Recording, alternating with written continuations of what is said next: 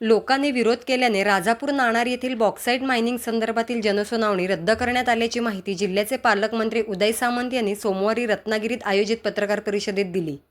आंबा बागायतदारांनी मागणी केल्याने कॅनिंग आंब्याचा दर 32 रुपये किलोवरून 50 रुपये किलो करण्याचा निर्णय कॅनिंग कंपन्यांनी घेतलाय. तसेच सारथीचे कार्यालय रत्नागिरी येथे सुरू करण्याबाबतही निर्णय घेण्यात आल्याचे त्यांनी यावेळी सांगितले. आज रत्नागिरीमध्ये 3 महत्त्वाच्या विषयांवर जिल्हाधिकारी कार्यालयामध्ये बैठक संपन्न झाली.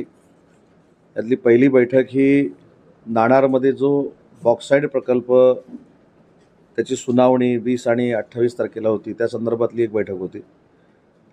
आंबा बागायतदार जे आहेत त्यांना कॅनिंगसाठी चांगला रेट मिळत नाही, ही एक तक्रार होती. त्या आंबा बागायतदारांची एक बैठक होती. आणि सारथीचं विभागीय कार्यालय रत्नागिरीमध्ये सुरू करावं या मागणीसाठी एक बैठक होती. अशा 3 बैठका या ठिकाणी संपन्न झाल्या. सुरुवातीचा जो नाणारचा विषय आहे या संदर्भामध्ये आपल्याला माहिती आहे की राजापूर लांजा मतदारसंघाचे स्थानिक आमदार किरण भैया सामंत यांनी सुरुवातीलाच सांगितलं होतं की लोकांची जी भूमिका आहे त्या बॉक्साईडच्या बाबतीमधली तीच माझी भूमिका आहे.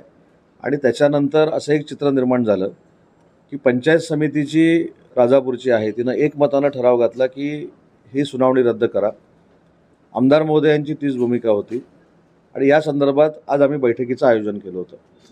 पण याच्या पार्श्वभूमीवर काल माझी जिल्हाधिकाऱ्यांची चर्चा झाली, विशेषतः मुख्यमंत्री महोदयांची चर्चा झाली. आज 100% तिथल्या खातेदारांनी, 1-2-4 किरकोळ सोडले तर सगळ्या खातेदारांनी विरोधाची पत्रं ही कलेक्टर महोदयांना दिलेली आहेत.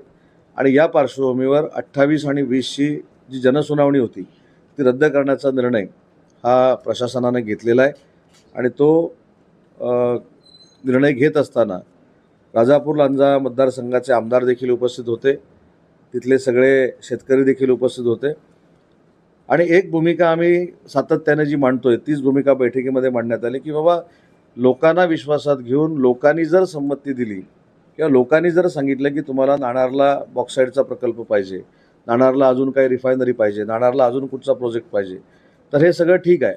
परंतु 100% शेतकरी विरोधामध्ये असताना, 100% बागायतदार विरोधामध्ये असताना अशा पद्धतीचा कुठचाही केंद्र शासनानं प्रकल्प लादू नये अशा पद्धतीची शेतकऱ्यांची जी भूमिका होती त्याच्यामध्ये आम्ही सकारात्मक भूमिका घेतली.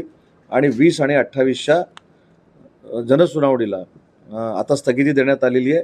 पावसाळ्यानंतर लोकांशी चर्चा करून, मुख्यमंत्री महोदयांशी चर्चा करून या संदर्भातले 100% विरोध जो आहे तो सांगून या सगळ्या गोष्टी पुढे केल्या जातील. परंतु तुर्तास 20 आणि 28 तारखेची जनसुनावणी ही रद्द करण्यात आलेली आहे. आंबा बागायतदारांच्या बाबतीमध्ये काल मला एक निवेदन आलं आणि आंबा बागायतदारांमध्ये गैरसमज होता की सोशल मीडियावर किंवा प्रिंट मीडियामधनं अशी एक बातमी येत होती की 5 रुपयानं रेट वाढला आंब्याचा. तर आंबा बागायतदार मला येऊन विचारायला लागले की हा आंब्याचा रेट आपण कधी वाढवला. तर म्हटलं मी वाढवलेला नाही, तो काही ज्या सोशल मीडियातनं बातम्या आल्यात त्यांच्याकडे तुम्ही जा. परंतु 1ही रुपया वाढवण्याचा निर्णय काही झालेला नव्हता. हे ज्यावेळी आंबा उत्पादकांनी माझ्या निदर्शनास आणलं त्यावेळी आज मी एक्झॉटिक, देसाई कॅनिंग आणि आंबा बागायतदार यांच्या सगळ्यांची चर्चा केली. आणि जो काल 32 रुपये किलोमागे भाव होता तो एक्झॉटिकनं आज 50 रुपये करण्याचा निर्णय हा त्यांच्या कंपनीच्याद्वारे घेतलेला आहे. त्याच्यामध्ये त्यांनी जर काय पाठीपुढे केलं तर तसे मिनिट्स देखील आम्ही तयार केले. जिल्हाधिकारी त्या बैठकीला उपस्थित होते. आणि तिसरा महत्त्वाचा मुद्दा आहे की सारथीचं विभागीय कार्यालय हे रत्नागिरीमध्ये सुरू करण्यासाठी आम्ही तिथले जे MD आहेत महेश पाटील यांना सूचना केलेल्या आहेत. आणि त्यांनी स्वतः सांगितलं की हा प्रस्ताव आम्ही शासनाकडे सकारात्मक घेऊन जाऊ आणि सारथीच्या माध्यमातून ज्या मुलांना बेनिफिट्स मिळतात ते कार्यालय आम्ही रत्नागिरीमध्ये सुरू करू अशा पद्धतीची ग्वाही त्यांनी मला दिली. आणि त्याच्या पुढं जाऊन सारथीशी निगडीत असलेले जे विद्यार्थी आहेत त्यांना ऑनलाईन प्रशिक्षण सुरू करण्याच्या संदर्भातले देखील मी सूचना केलेल्या आहेत. आणि त्याच्यामध्ये देखील आम्हाला यश येईल अशा पद्धतीच्या 3 महत्त्वाच्या बैठका या ठिकाणी झाल्या. रत्नागिरी नगरपालिकेच्या इमारतीची काल पुन्हा एकदा मी पाहणी केली. 2 दिवस जो पाऊस पडला त्याच्यामुळं काम विस्कळीत झालेलं आहे. जे आम्ही 4-5 दिवसामध्ये लोकार्पण करणार होतो ते 7-8 दिवस पुढे गेले, 8 दिवस पुढे गेले. पण एक कॉर्पोरेट बिल्डिंग महाराष्ट्राच्या पूर्ण नगरपालिकांमधली ब वर्ग ही पहिली इमारत आम्ही बांधायला म्हणजे पूर्ण केलेली आहे. दुसरा आज बैठकीमध्ये निर्णय करण्यात आला की जिथं आपण आता बसलेलो आहोत आणि याच्या समोरची जी इमारत आहे, ह्या दोन्ही इमारत अजून डिसेंबर किंवा जानेवारीला रिक्त होणार आहेत. मग आज आम्ही धोरणात्मक निर्णय असा घेतला की जी विविध कार्यालय भाड्यानं जिल्ह्यामध्ये कुठेतरी असतील तर त्यांना जिल्ह्याच्या ठिकाणी एकत्र आणायचं.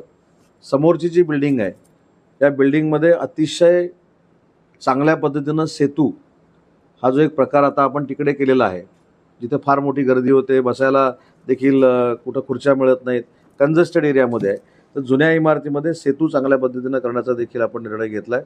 त्याच्यामुळे सगळी जिल्ह्याची कार्यालय एका ठिकाणी असावी यासाठी जी आपण ॲडमिनिस्ट्रेटिव्ह बिल्डिंग उभी केली त्याचं काम देखील डिसेंबरपर्यंत संपेल आणि ते देखील लोकांच्या सेवेला उपलब्ध राहील अशा पद्धतीचे निर्णय आज आम्ही घेतलेले आहेत.